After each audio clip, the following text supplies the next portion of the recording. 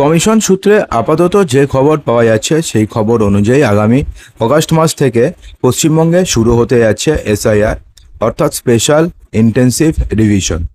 তো এই পরিস্থিতিতে এই 4 রকম ভোটার কার্ড হোল্ডার যারা রয়েছেন তাদের নাম কিন্তু বাদ যাবেই। এর কারণ হচ্ছে বিহারের ভোটার লিস্ট থেকেও এই 4 ধরনের ভোটার কার্ড হোল্ডারদের নাম বাদ গেছে এবং খুব সম্ভবত পশ্চিমবঙ্গেও সেটাই হতে চলেছে। তো কাদের নাম বাদ যাবে বিস্তারিত সমস্ত কিছু চলুন জেনে নিই। আগামী অগাস্ট মাস থেকে পশ্চিমবঙ্গে শুরু হতে যাচ্ছে ভোটার তালিকা বিশেষ নিবিড় সংশোধন অর্থাৎ WBSIR 2025 প্রক্রিয়া, যা রাজ্যের নাগরিকদের জন্য অত্যন্ত একটি গুরুত্বপূর্ণ বিষয় হয়ে উঠেছে। এনআরসি এবং সিএ বিতর্কের আবহে এই সংশোধন প্রক্রিয়া বাড়তি গুরুত্ব লাভ করেছে। বিশেষত বিহারের পূর্ব অভিজ্ঞতা থেকে শিক্ষা নিয়ে পশ্চিমবঙ্গে ভোটার তালিকা থেকে নাম বাদ পড়ার আশঙ্কা দেখা দিয়েছে। তো সেক্ষেত্রে এই WBSIR 2025 অথবা West Bengal special intensive revision হচ্ছে নির্বাচন কমিশনের তত্ত্বাবধানে পরিচালিত একটি বিশেষ ভোটার তালিকা সংশোধন প্রক্রিয়া।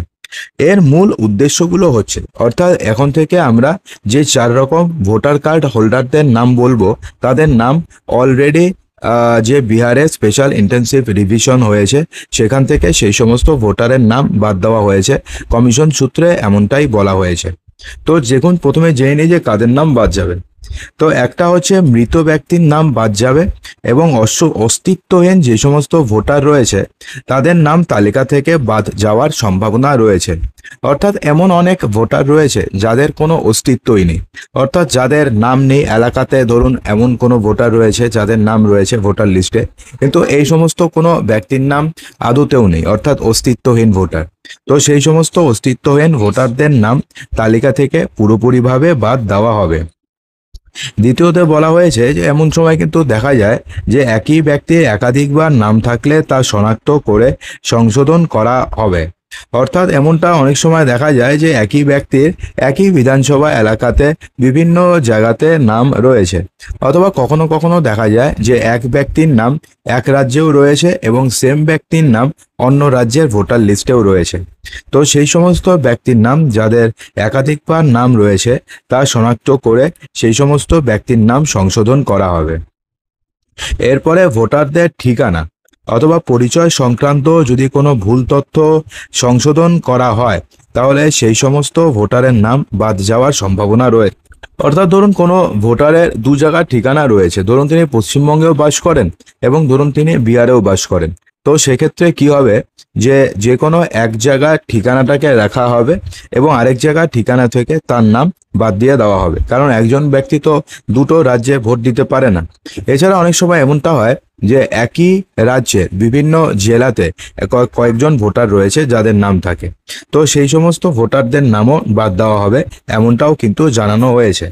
এছাড়া ভোটারদের ঠিকানা যদি সংশোধন করা হয় অথবা পরিচয়পত্র সংক্রান্ত যদি কোনো ভুল তথ্য থাকে এবং সেটাকে যদি সংশোধন করার প্রয়োজন পড়ে তাহলে সেক্ষেত্রে সেই কাজ করা হবে বর্তমানে, অর্থাৎ স্পেশাল ইন্টেন্সিভ রিভিশনের মাধ্যমে।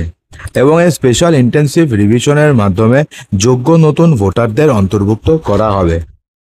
তো সেক্ষেত্রে চলুন আরেকবার আপনাদের জানিয়ে দিই যে বিহারের পূর্ব অভিজ্ঞতা থেকে দেখা গেছে যে বিভিন্ন ক্যাটাগরির ব্যক্তির নাম ভোটার তালিকা থেকে বাদ পড়তে পারে। তো এদের মধ্যে রয়েছেন কারা রয়েছেন, প্রথমে হচ্ছে মৃত ব্যক্তিরা, অর্থাৎ মৃত ব্যক্তিদের নাম ভোটার তালিকা থেকে তো বাদ পড়বেই।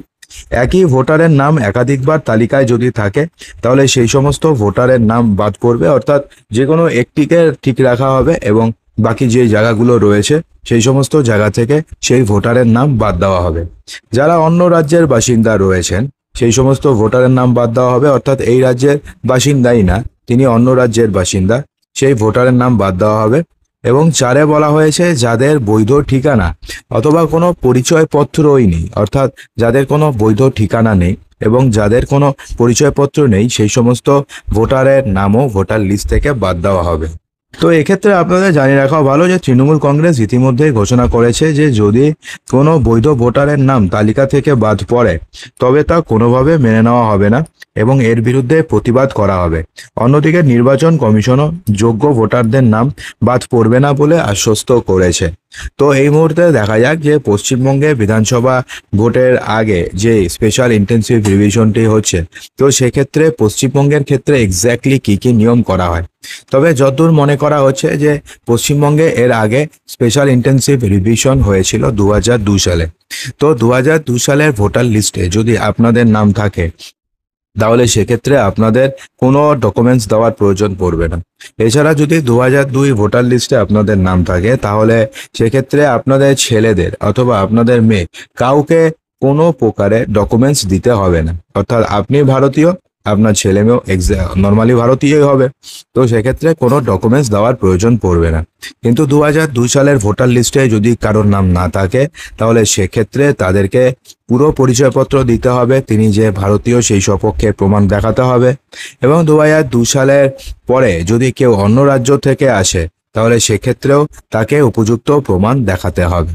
তো বন্ধুরা, আশা করব যে ভিডিওটিতে আপনাদের সমস্ত কিছুই সঠিকভাবে বোঝাতে পেরেছি। যদি ভিডিওটি আপনাদের ভালো লেগে